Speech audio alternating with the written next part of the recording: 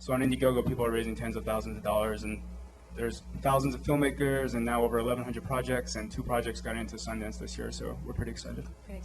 Absolutely. I mean, that's amazing. That's awesome. And I think that, you know, what I often talk to filmmakers about, particularly up-and-coming short filmmakers, is it is absolutely impossible to really launch your career without a community around you. So whether that, you know, you are only as good as the team of people that you have surrounding you making the film. I think that your film only is as good, you know, that success will only be as good as the community that you create around you.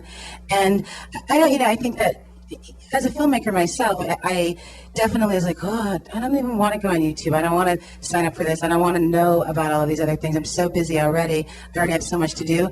Everybody has a friend like Eric Escobar that I have in San Francisco who lives for this stuff.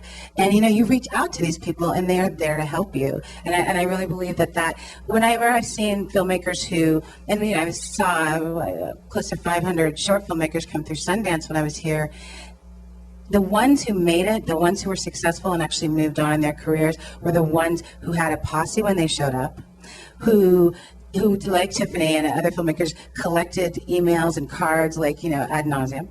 And they created a community around their work because we're all looking to support something. You know, we're all looking to believe in something and someone, and, you know, they exist for you as well.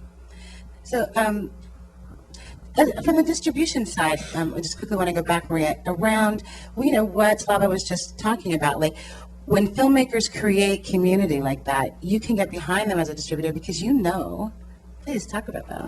Yeah, I mean, we always encourage filmmakers to do exactly what you said about whether they've got a feature or a short. When you're going around to festivals to collect those names and addresses, because those people are your fans. At the very least, they're going to want to see the DVD later, or find out when it's on TV, or tell their friends about it.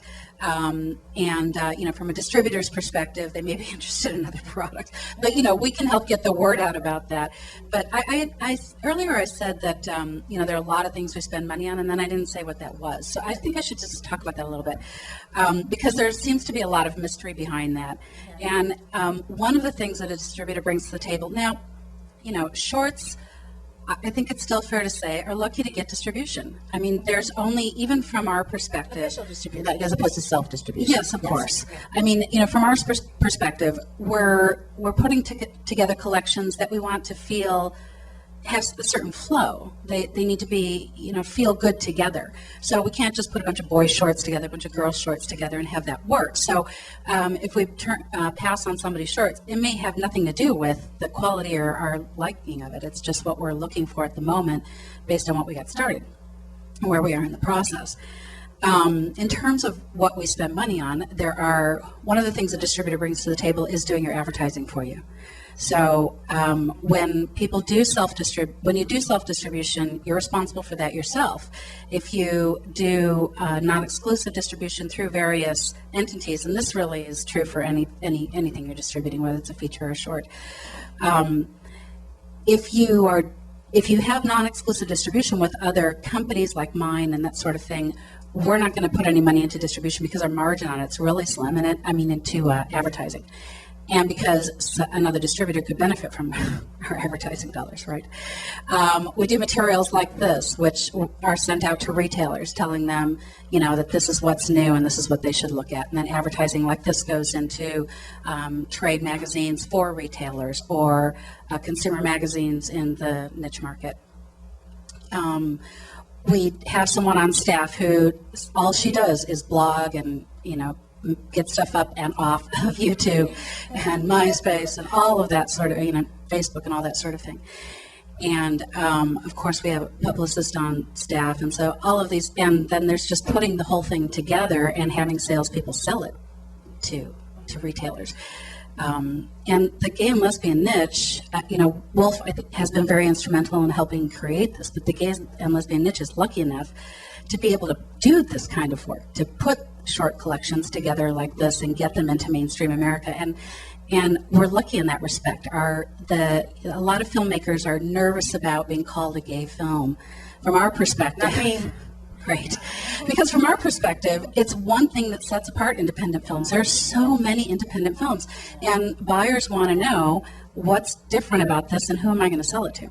I mean, even with educators, I mean, they want to know all the different classes it can be. You're better off having your niche community. That's what the web is so good at. Is, I mean, it used to be mass marketing where people would market these billboards and try to just throw it out to the universe and find people, saturate the market with these big ad campaigns. But with the internet, you can get really niche. That's the benefit. And by creating that community that we talked about, The really interesting thing, so Roberta just said official distribution or self-distribution. Not that there's anything wrong with it, but notice the underlying perception of self-distribution is inappropriate or it's wrong. Not for me. No, I know, but that's the word. No, what I'm getting at is No. this is something that filmmakers are slowly getting past, which is if you look at the actual margins potentially, the actual dollar amounts, you might get official distribution and you might lose all your money and more. You might do self-distribution and you might make, a good amount of money.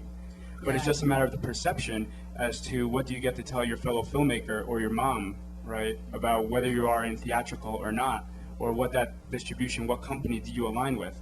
So it really has to come back to what are your goals, and what are your motivations for doing this short. Is it to actually make money, to pay the rent?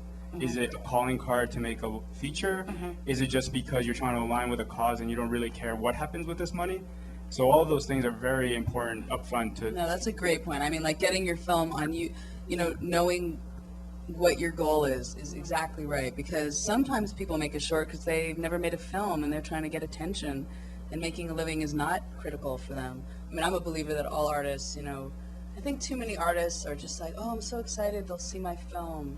There's just in our country, artists aren't as valued, having to do with commerce and making a living. And I think that all artists need to come together. Like I know a lot of short filmmakers don't do this, but I ask for screening fees for my film, and I get them. What? We'll see.